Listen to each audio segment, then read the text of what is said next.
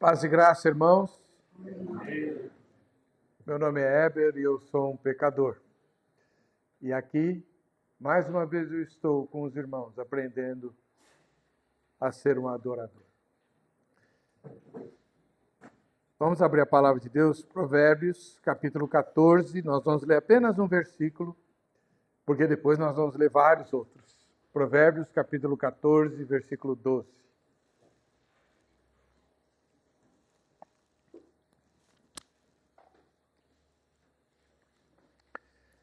Há caminho que ao ser humano parece direito, mas o fim dele é caminho de morte.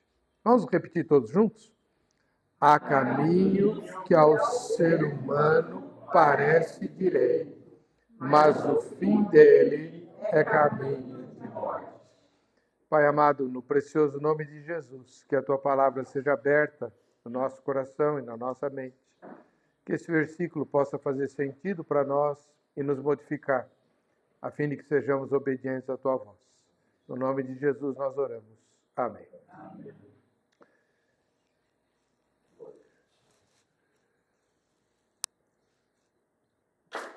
Antigamente, havia uma propaganda na televisão sobre um shampoo que, diferentemente dos shampoos de hoje, tinha um cheiro muito ruim. Ele cheirava a remédio. Chamava Denorex. E o slogan era: parece, mas não é. Então, os mais antigos vão lembrar do parece, mas não é. Né? Que, aliás, virou depois o que o pessoal hoje chamaria de meme. Né? Então, quando alguém parecia alguma coisa, mas no fundo não era falso, apelidava a pessoa de Denorex. Né? Parece, mas não é. Parecia remédio, mas não era. E há, segundo a palavra de Deus, caminhos que parecem bons, mas no fim são caminhos de morte. Quando eu tinha mais ou menos 16 anos de idade, isso faz bastante tempo, só que eu nunca esqueci, né? Uma das famílias que frequentava a nossa igreja quis conhecer o acampamento Palavra da Vida. E eu já tinha ido à Palavra da Vida algumas vezes na infância. Eu tinha 16 anos, nessa época não havia Waze, também não havia internet, nem computador doméstico. Né? Era tudo feito no guia, e nem todo mundo tinha o guia. E eu lembro que o chefe dessa família, que depois tornou-se meu patrão, ele perguntou: você já foi na Palavra da Vida? Eu sei que tem que pegar a rodovia Fernão Dias, mas como é que a gente acessa Fernão Dias? Aí eu falei assim: olha, tem uma estrada bem larga, né, com pistas separadas das que vão, das que voltam. Não é uma pista simples. A Fernão Dias naquela época era pista simples, ida e volta. Então a rodovia de acesso a Fernão Dias, que todo mundo hoje sabe, a Dutra, né, era bem diferente, bem larga e tal. E aí ele falou assim: mas que rodovia é essa? Eu falei: acho que é a Castelo Branco. Ele falou: vamos comigo. E nós fomos juntos. Ele com um fusquinha azul, e nós fomos, né? A família dele e eu juntos. E pegamos a Castelo Branco. E andamos, andamos. Aí ele resolveu parar num posto para perguntar. Falei: onde que? Está muito longe, é Fernão Dias? O cara falou: tá. Aqui o senhor não vai chegar lá nunca. Onde o senhor está indo? A Patibaia. Não, o senhor vai voltar aqui, pegar a Marginal e vai pegar a rodovia Dutra.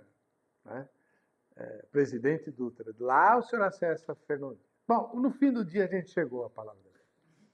Mas ele me olhou com uma cara, né? Como quem disse: como assim?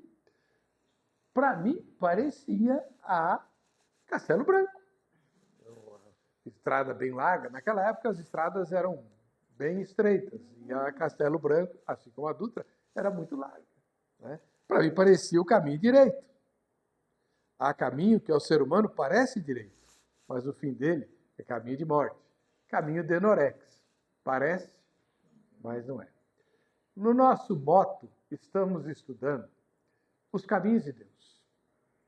Muitas vezes nós temos a impressão de conhecermos o caminho de Deus. Né? para nós, assim, basta eu fazer tudo certinho que está tudo certo. Não é verdade, né? Primeiro que a gente não faz tudo certinho. E segundo, que o caminho de Deus não é tão simplista. Não se trata de agir ou viver corretamente. Até porque, meu irmão e minha irmã, viver corretamente deveria ser o dever de todo homem, inclusive do ateu. Não é? Fazer o que é certo e evitar o que é errado é coisa mais lógica. Independe de fé. Depende apenas de honestidade. Os caminhos de Deus são muito mais complexos do que simplesmente fazer o que é certo e evitar o que é errado. Quais são os caminhos de Deus?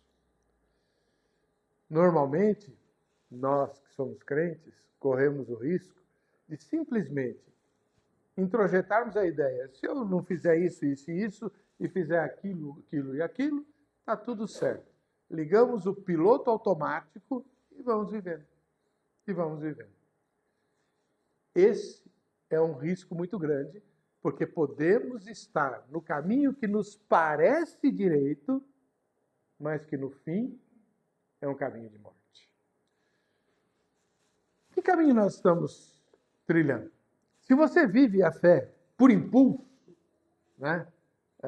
Simplesmente vivendo de tradições, de costumes, de hábitos, de achismos, sem estudar a palavra, sem manter comunhão íntima, pessoal, individual, interior com Deus, você corre o risco de estar num caminho de morte, achando que é um caminho de vida. Eu queria usar o livro de Provérbios para mostrar o risco que isso representa. Todo mundo sabe que o livro de Provérbios tem 31 capítulos. E eu me dei ao trabalho de contar quantos versículos em Provérbios, na versão de Almeida, falam de caminho. Dos 31 capítulos, 73 versículos mencionam caminho. Dá 2,4 vezes por capítulo. Ou seja, o autor de Provérbios insiste na ideia de que é preciso discernir o caminho que nós estamos trilhando. Vamos ver alguns exemplos, né? Provérbios, capítulo número 3, eu não vou ler todos os 73, é lógico, né? Mas apenas alguns exemplos. Provérbios, capítulo 3, dos versículos 5 a 8. Confie no Senhor de todo o seu coração. Lembra que Jesus vai dizer que esse é o primeiro mandamento, né? Amar a Deus com todo o coração, toda a força, todo o entendimento e tal. Então, confie no Senhor de todo o seu coração e não se apoie no seu próprio entendimento. Reconheça o Senhor em todos os seus caminhos e ele endireitará as suas veredas. Não seja sábio aos seus próprios olhos. Tema o Senhor e afaste-se do mal. Isto será como um remédio para o seu corpo e refrigério para os seus ossos. Quem está aí vivendo esfalfado, está aqui o segredo. Qual que é o remédio para o corpo e refrigério para os ossos? Reconhecer o Senhor em todos os seus caminhos. E aqui tem uma promessa. E ele endireitará as suas veredas. Mas peraí, se eu reconheço o Senhor em todos os meus caminhos, as minhas veredas estão retas. Não. Porque nenhum de nós nasce santo. Ninguém é santo. Nós somos santificados pela ação contínua do Espírito Santo. Muita gente me pergunta: poxa, Heber, você fala toda hora que você não concorda com Deus. E eu realmente discordo dele em várias coisas. Uma delas é essa. Na minha cabeça, na minha opinião, a pessoa se converteu, Deus fala um abracadabra e a pessoa nasce de novo santa, perfeita e imaculada. Mas não é assim. Não é assim comigo. Não é assim com você. A cada dia que eu vivo, eu aprendo que tem um defeito que eu não tinha visto. O ano passado me deparei com um pecado medonho. Eu descobri, irmãos, e aqui seguindo o Tiago, né, de ter que confessar os pecados, né, eu descobri, depois de várias décadas de vida, muito mais do que eu gostaria, né, eu descobri que eu sou um egoísta. Você não tem ideia do... Pergunta para minha família. Qual foi o choque que eu levei quando descobri que eu era egoísta? Porque eu tenho um irmão egoísta que eu abomino. Aí eu entendi por que eu abomino. Por que eu abomino meu irmão? Porque eu sou igual a ele. Egoísta. E aí eu tenho lutado que nem um louco. Antes eu achava que era a ira o meu maior pecado. Não é. O egoísmo. E eu tenho lutado como um louco para vencer esse pecado. Então, por que Deus não me fez santo de uma vez? Não sei. E ele também nunca me respondeu. A única coisa que ele me disse foi o seguinte: você precisa estar lá na manancial, aprendendo com aqueles irmãos e com aquelas irmãs a se corrigir os seus erros. É assim que eu vou endireitar o teu caminho. Me tirou do caminho do egoísmo e está me fazendo trilhar o caminho do altruísmo, da humildade, do interesse pelo outro, de se condoer com a dor do outro. Provérbios capítulo 3, ainda, versículo 17. Falando dos caminhos de Deus. A gente não quer saber os caminhos de Deus? Olha só. Os seus caminhos são caminhos agradáveis e todas as suas veredas são paz. Eu me lembro quando eu era mocinho, eu fiz um curso chamado Conflitos da Vida. O pregador era um americano chamado Larry Coy. E ele era muito divertido. E ele conta que quando ele era jovem, né, ele orava para casar, né, para Deus dar a ele uma esposa. Né? E ele conta que ele conta da seguinte maneira: eu orava para Deus me dar uma esposa, mas eu tinha medo.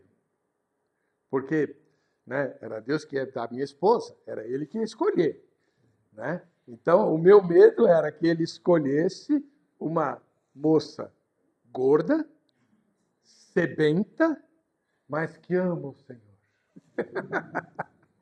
E aí ele falava assim: eu quero ver ela me agarrar. Ele jogava futebol americano, né? Aquela posição em que o sujeito vai marcar o ponto, então ele tem que ser liso, feito quiabo. Né? Então, eu quero ver ela me agarrar e tal. Né? A Bíblia diz que a vontade de Deus é boa, perfeita e agradável. Né? Deus não ia, como não deu, uma esposa gorda e sebenta, só que amava a Deus. Né? E por amar a Deus ele daria. Não. Né?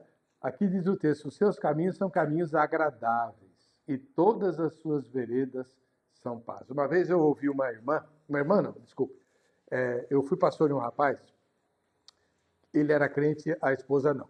Né? Aliás, a esposa reclamava o tempo todo dele ter se convertido. Olha só como o diabo cega as pessoas. Isabel, no lugar. Né?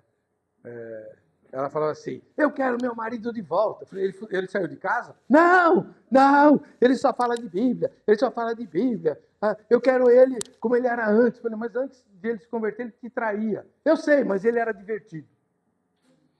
Né? Eu falei: Bel, que é isso? Ah, você quer saber? Eu quero ir mais para o inferno. O inferno é que vai ser agitado, legal, bacana. No céu você vai ficar tocando arpinha e bocejando em cima da nuvem. Não! Isso quem inventou foi o capeta. A Bíblia não fala isso. A Bíblia diz: os caminhos de Deus são agradáveis e todas as suas veredas, que é um sinônimo antigo de caminho, né, são paz. Capítulo número 5, versículos 21 a 23. Porque os caminhos do homem estão diante dos olhos do Senhor, e ele considera todas as suas veredas. Quanto ao ímpio, as suas iniquidades o prenderão, e com as cordas do seu pecado será detido. Ele morrerá pela falta de disciplina e pelo excesso de sua loucura sai cambaleando por aí.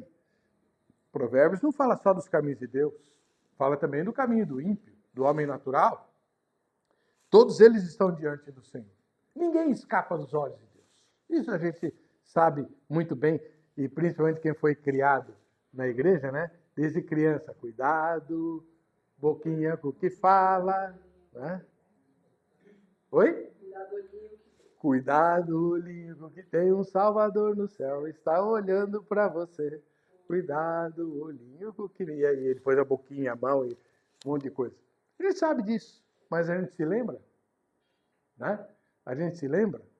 Quando você está fazendo alguma coisa errada ou visitando um lugar impróprio, né? Você se lembra que Deus está vendo? Eu li um livro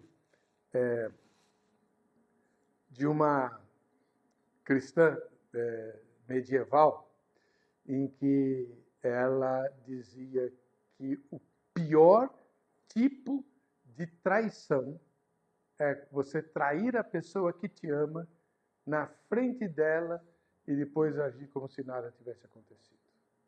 Não é o que nós fazemos com Deus? Quando você peca, Deus está vendo. Ele está te olhando, Ele está ali. E depois, com a cara mais lavada do mundo, a gente vem louvar o Senhor. Veja, o texto diz que o caminho do homem está diante de Deus. E o ímpio, a iniquidade vai prendê-lo, e as cordas do seu pecado o deterão. E vai morrer. Pelo excesso, ou pela falta de disciplina e pelo excesso de sua loucura. Deus considera todos os caminhos e adverte. Isso nos lembra do texto de Gálatas, né? Gálatas capítulo 6, versículos 7 e 8. Né? De Deus não se zomba, Deus não se deixa escarnecer. Tudo quanto o homem semear, isso também se fará. Não há como escapar das consequências dos nossos atos, das nossas escolhas, dos nossos gestos, das nossas decisões. É a lei da semeadura. Mesmo aqueles que se arrependem do seu pecado colhem as consequências do seu erro. Isso é inescapável.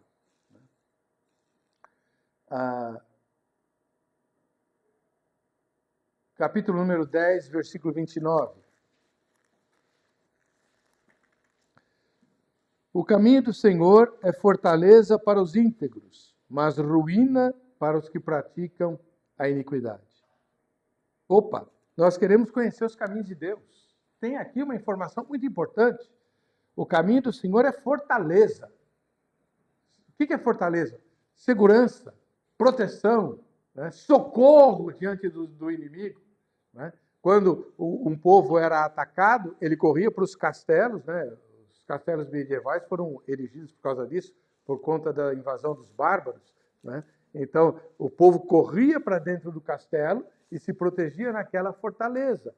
Então, o caminho do Senhor é fortaleza para os íntegros, mas, ao mesmo tempo, é ruína para os que praticam a iniquidade. Como que uma coisa pode ser fortaleza e ruína ao mesmo tempo?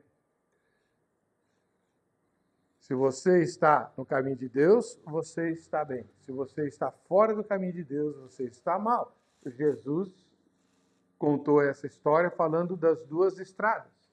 Né? Já que eu falei de coisa antiga, os antigos tinham na parede o quadro, né? Os dois caminhos. A estrada larga, agradável, atraente, mas que conduz à perdição. E o caminho estreito, difícil, espinhoso, que conduz à salvação. Jesus falou dessas duas realidades. Cabe a nós escolher qual caminho a gente quer e em que caminho nós estamos. Capítulo 12, versículo 15. O caminho do insensato parece reto aos seus olhos, mas o sábio ouve os conselhos. Interessante. O caminho do insensato parece reto. No texto que nós lemos no início, a mesma coisa. Todo caminho parece bom. Lógico. Se eu tenho uma opinião, é porque eu acho que ela está certa. Ou você acha que eu teria uma opinião que eu sei que está errada? Ué, isso é incoerência. Né? Eu posso até preferir o erro, mas eu sei que está errado. A opinião é baseada naquilo que eu acho correto. E tudo aquilo que eu faço, eu acho que está certo. Se eu fizer uma coisa que eu acho que está errada, então eu estou sendo incoerente comigo mesmo. Né? Comigo mesmo. Agora, o texto diz, denunciando, né, O caminho do insensato parece reto aos seus olhos, mas o sábio ouve os conselhos. Como é que eu posso ter certeza que o meu caminho é reto? Me cercando de conselheiros sábios. Porque se eu me basear no meu achismo, eu corro o risco de estar errado. Enganoso é o coração mais do que todas as coisas e desesperadamente corrupto. Quem o conhecerá? Jeremias capítulo 17, versículo 9. Verso 10 diz assim: eu, o Senhor, esquadrinho o coração. Por isso que Davi orava: sonda-me, ó Deus, e conhece o meu coração. Vê se há em mim algum caminho mau e guia-me pelo caminho eterno. Se eu me basear só na minha opinião, na minha preferência, eu corro o risco de estar errado. Por isso eu me cerco de conselheiros. Do ponto de vista de Deus, os conselheiros são aquilo que a gente chama de corpo de Cristo, a comunhão dos santos, a comunidade da fé, as pessoas que também são humanas e que trilham o mesmo caminho que Deus ofereceu a nós, um ajudando o outro, levando uns as cargas dos outros. Mais ou menos o capítulo 16 de Provérbios, versículo 2, diz a mesma coisa. Todos os caminhos de uma pessoa são puros aos seus próprios olhos, mas o Senhor sonda o espírito. E Provérbios 21, 2, mesma coisa. Todo o caminho de uma pessoa é reto aos seus próprios olhos, mas o Senhor sonda os corações. Ou seja, o caminho parece bom. Mas lembra do Denorex? Parece, mas não é. Será que Deus concorda? Ó Senhor, eu estou escolhendo isso aqui. Deus, o Senhor concorda comigo? Eu tenho que me sujeitar à opinião de Deus, porque Ele sonda, Ele conhece, e Ele sabe o que é bom e o que não é. Se for bom, Ele vai. Engraçado, o livro de Atos dos Apóstolos tem um versículo lá que é para mim um mistério gigantesco. Gigantesco. Né? Paulo queria ir para um lugar e o Espírito não deixou. Imagina, Paulo, apóstolo Paulo, junto com Barnabé, né, querendo levar o evangelho para um lugar e o Espírito de Cristo barrou o caminho. Não era vontade de Deus. Como assim não é vontade de Deus eu pregar o evangelho ali? Não era vontade de Deus. Quem é o Senhor? Quem é que manda? Quem é que decide? Quem é que governa? A sua intenção, Paulo, é perfeita, é ótima, é excelente, mas eu não quero que você pregue lá, eu quero que você pregue aqui. E lá ele foi para Filipos, onde nasceu uma das igrejas mais fortes de toda a história da cristandade. Deus é assim. Não é porque você está fazendo a vontade dele que ele concorda com você. Você tem que fazer a vontade dele sempre, do jeito que ele estabeleceu. Ele é o Senhor, não nós. É por isso que Jesus dizia: eu tenho que renunciar a mim mesmo. E eu acho interessante, né? O Espírito barrou Paulo. Ele foi orar. Lógico, né? Ó, Senhor, não estou entendendo. Calma, Paulo, vai dormir. Quando ele dormiu, ele teve o sonho. Um varão macedônico apareceu para ele: passa a Macedônia e ajuda-nos. E lá foi ele para fundar as igrejas da Macedônia. É assim que Deus nos conduz. Quais os caminhos que parecem, mas não são? Eu separei 3, já que nós somos presbiterianos. Né? Há outros, mas eu acredito que esses 3 nos ajudam bem. Para a gente sair daqui com uma ideia de que caminho eu preciso evitar. Caminho que parece bom, só que não é. O primeiro é o caminho da religião. O caminho da religião. Todas as religiões têm um lado bom. Ajudam. A religião foi feita para ajudar, não para atrapalhar. Né? Na verdade, as religiões foram inventadas para que o ser humano se aproxime da divindade, seja ela qual for. A religião é um dos caminhos para a divindade. E Jesus diz: ninguém vem ao Pai a não ser por mim. Eu sou o caminho, a verdade, a vida.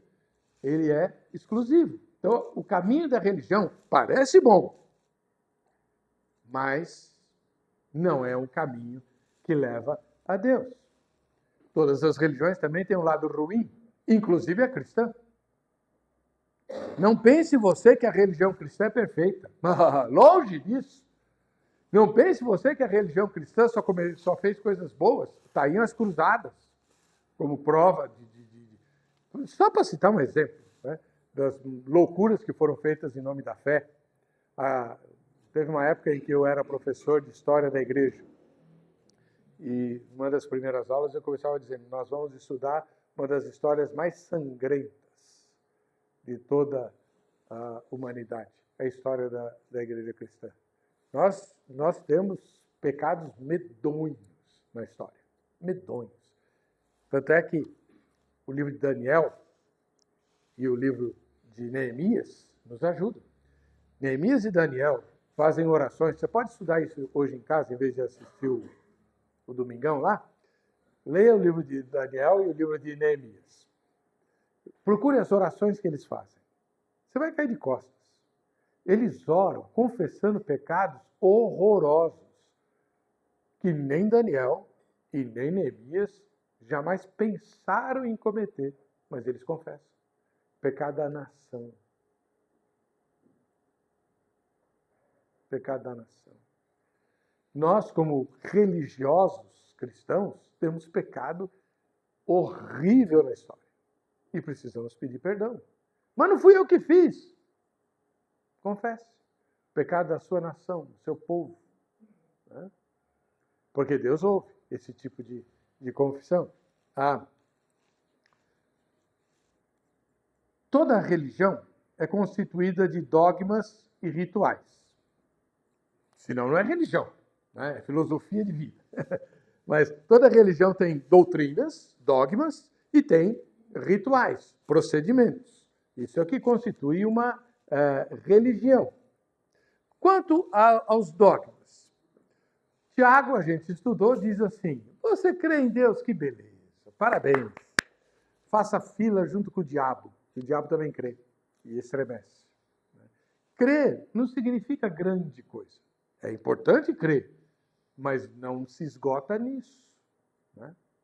Tem um livro escrito por um ex-pastor presbiteriano, muito famoso, chamado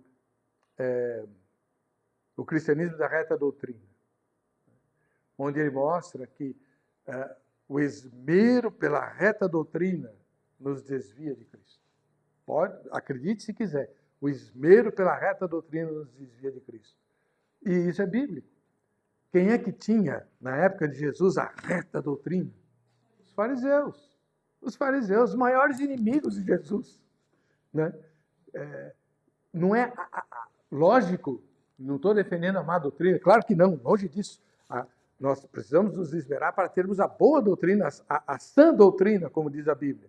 Porém, isso não garante que sejamos o caminho correto. Há muita gente de reta doutrina que vai para o inferno, que está condenada, porque não tem um relacionamento pessoal, íntimo, verdadeiro e genuíno com o Senhor Jesus. Os rituais. Né?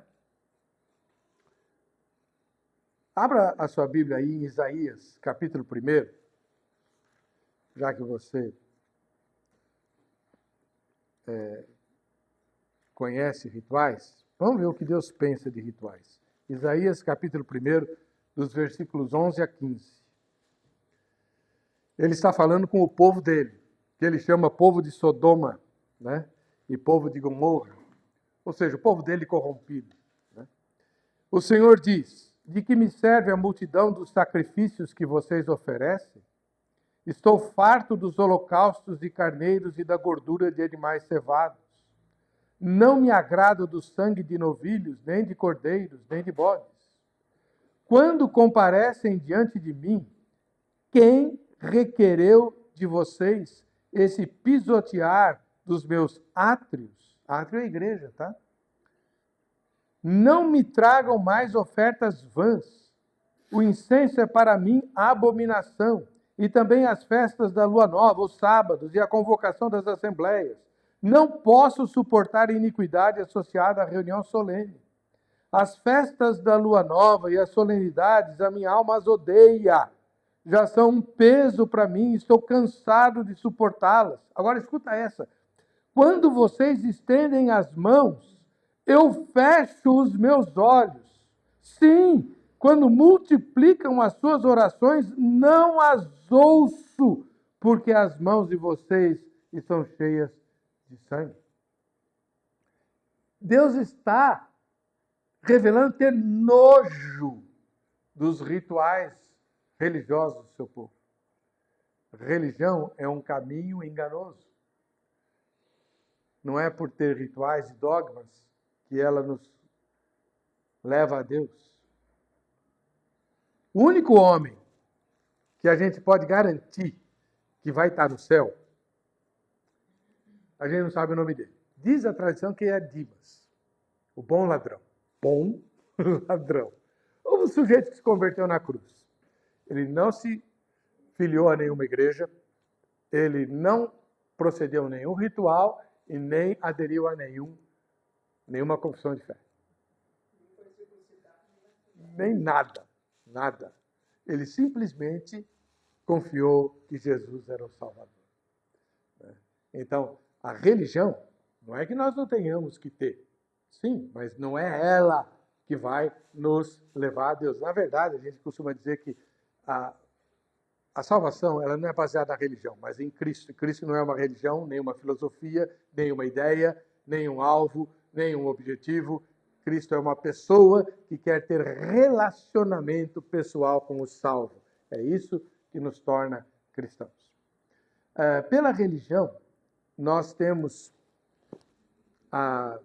mesmo evangélicos, embora a doutrina não diga isso, na nossa cabeça, principalmente nós brasileiros, por causa da herança católico-romana, nós temos a ideia da justiça de Deus baseada numa balança de 2 pratos.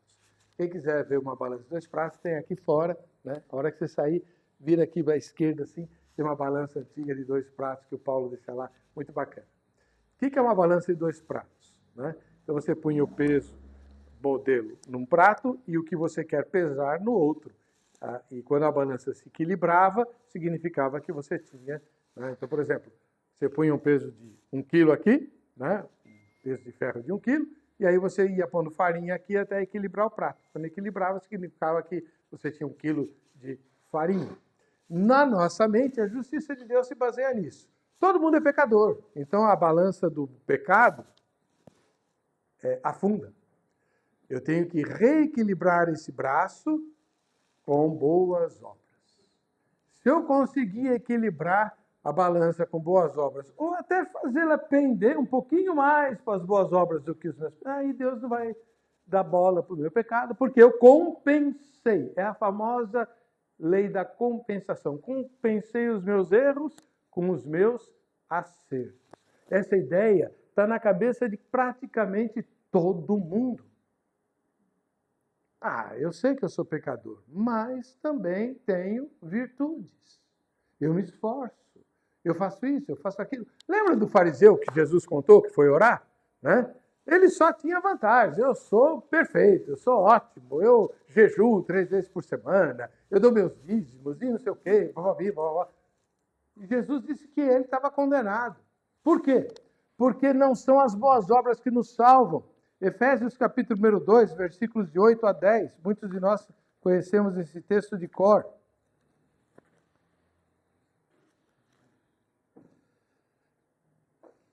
Porque pela graça vocês são salvos mediante a fé. E isso não vem de vocês, é dom de Deus. Não de obras, para que ninguém se glorie. Pois somos feitura dele, criados em Cristo Jesus para boas obras, as quais Deus de antemão preparou para que andássemos nelas. Nós não desprezamos as boas obras, elas fazem parte do plano de Deus para quem é salvo. Elas não são ferramentas de salvação. A religião é um dos caminhos denorex. Parece bom, mas não é. O segundo caminho denorex é o caminho da autojustificação. O texto que nós lemos, Provérbios 14, 12,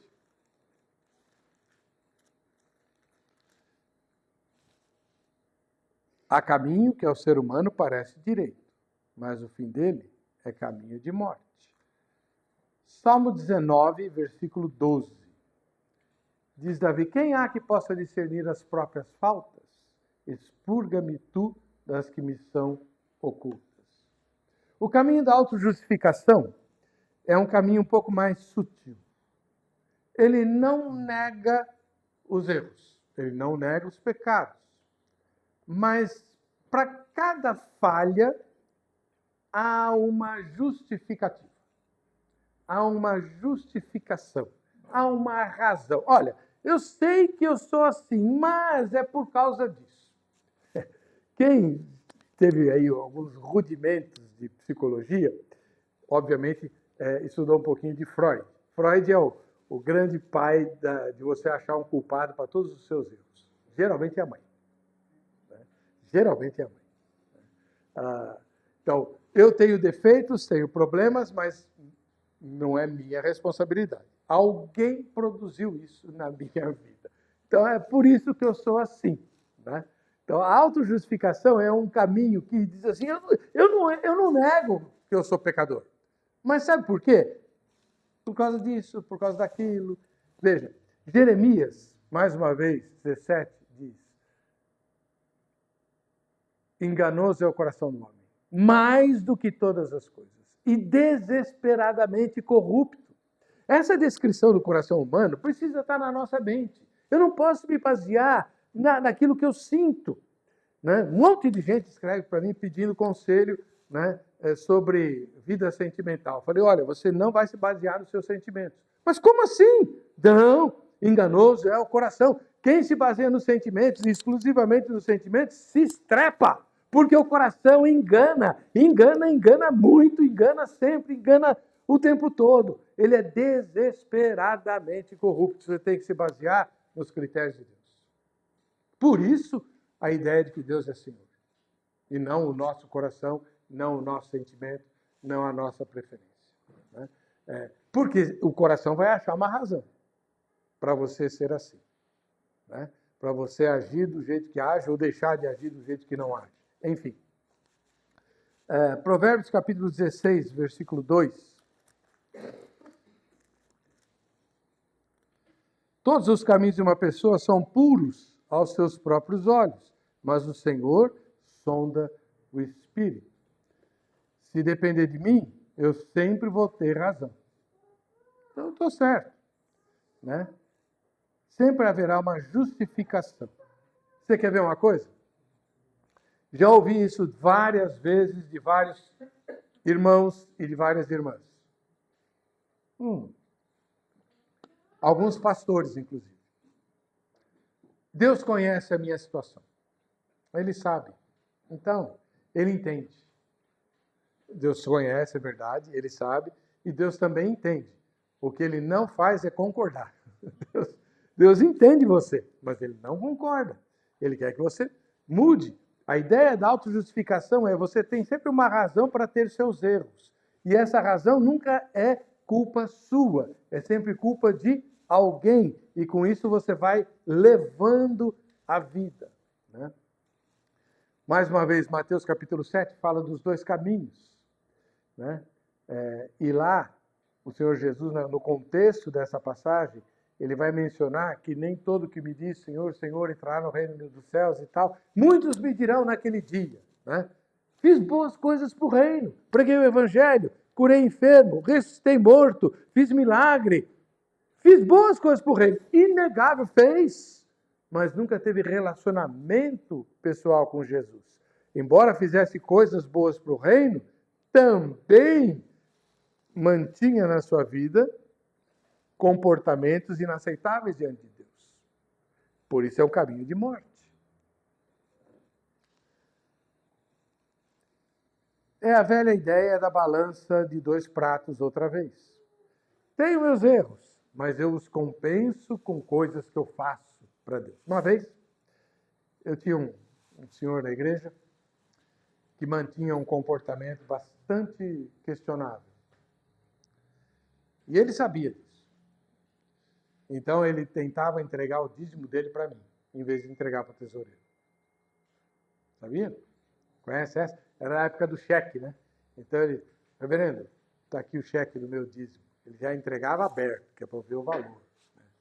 Ou seja, eu sei que eu não ando direito, mas olha o valor do dízimo. Tinha um professor no seminário que falava assim, olha, quando alguém aumentar o dízimo de repente, está tentando aliviar a consciência. Nós tentamos fazer isso. Né? A autojustificação é um mecanismo de defesa. A gente reconhece os erros, não os nega, mas atribui a culpa a alguém e tenta compensar de uma outra maneira. É assim que Deus quer? Não. Né? Deus quer que nós mudemos, sejamos transformados. Né? Os caminhos de morte produzem destruição e produzem ruína, condenação, perdição, por mais justificados que eles sejam. E para terminar, irmãos, o terceiro caminho de anorexia é o caminho da procrastinação. Religião, autojustificação e procrastinação. Para quem não sabe, procrastinar é um verbo muito bonito para uma coisa muito feia, que é deixar para depois, deixar para depois, deixar para depois, deixar para depois. Né? Eu sei que eu estou errado, mas eu vou me corrigir. Quando? Um dia. Né? Eu vou me corrigir, só não vou fazer isso agora. Né? Eu sei que eu estou errado. Depois eu penso nisso. Alguns anos atrás, poucos anos atrás, uma amiga da Rafaela frequentava a nossa casa. Ela era adolescente. E ela frequentou a nossa casa, viajou conosco para São Paulo, tal. A gente tentou. Ela era uma pessoa com vários problemas, abandonada pela mãe e tudo. Enfim, a gente tentou ajudar. Né? Mas chegou um momento em que ela rompeu conosco. Ela não queria mais a nossa amizade, nem a nossa casa, nem saber da gente. E uma das justificativas que ela deu foi a seguinte, prestem atenção. Eu quero viver todas as loucuras da adolescência. Depois eu vejo. Isso é procrastinação. Ela sabia que era loucura, ela usou o verbo loucura. Né? Mas aí depois eu me acerto, depois eu vejo. Né? Se afundou lá, até hoje não se corrigiu em nada. Né? Esse talvez seja o caminho mais traiçoeiro. Porque junta a vontade corrompida com a vontade de mudança.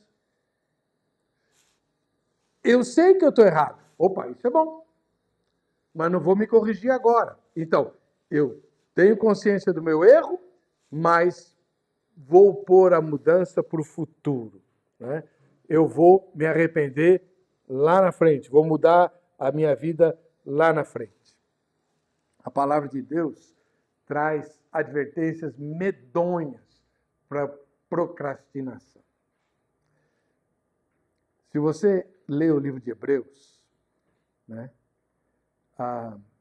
o autor aos Hebreus faz referência a um texto do Salmo 95, quando o salmista diz: se hoje ouvirdes a minha voz, não endureçais os vossos corações.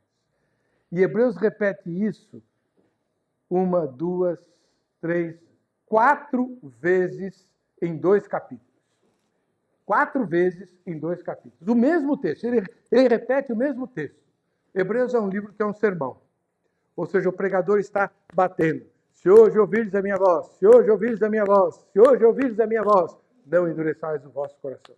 Por quê? Por que a ênfase no hoje? Porque hoje é o dia aceitável. Ninguém sabe o dia de amanhã. A gente não sabe nem se vai voltar para casa. Hoje é o dia da salvação. Hoje é o dia da mudança. Hoje é o dia da entrega. Veja. Quem adia as suas decisões com Deus corre o risco de não conseguir completá-las.